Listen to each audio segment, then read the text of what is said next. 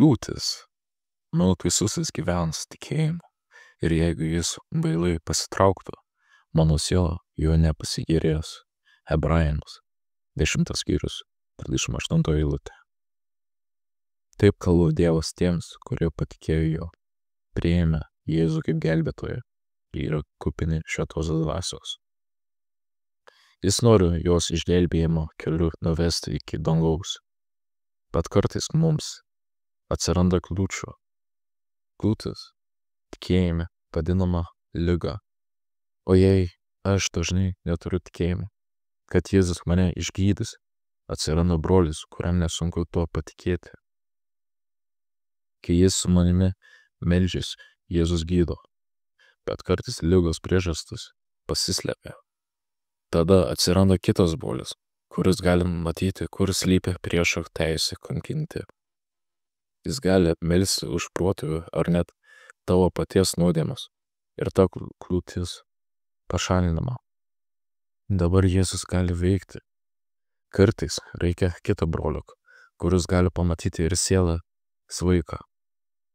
Kai kurie vaikai vaikystėje patyrė sunkią traumą. Jie patys šią traumą išstūmė, bet priešas pradėjo kankinti, meluoti, apgaudinėti ir žudyti.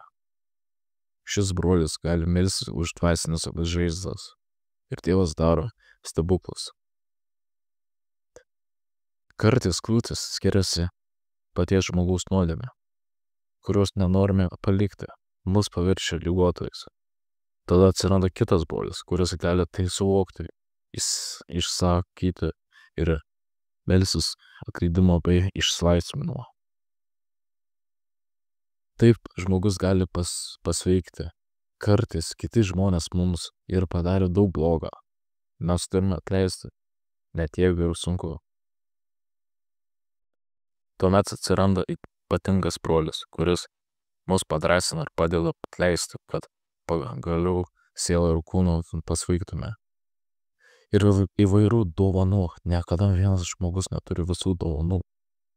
Tačiau nėra žmogus be dovanos. Mes priklausome vienas nuo kito. Štai kodėl kartu melstis yra daug geriau. Mes nenorime grįžti atgal ir tikėti tik mažą liepsnelę. Mes norime viską, ką mums pasiruošęs Dievas. Šalin kliūtis ir pirmyn į pilnatvišką gyvenimą, į Dievo džiaugsmą. Ačiū Jėzau, tu kiekvienai broliai turi sprendimą, bet tik mes tavęs paklausytume. Atleisk už tai, kuomet tave pernelyg sumažiname ir suteik drąsos tapti stipriam tikėjime. Amen. Kai rašau broliai, turėtų būti aišku, kad turi omeny broliai ir seseris. Vyrai ir moteris yra vienodai vertingi prieš Dievą.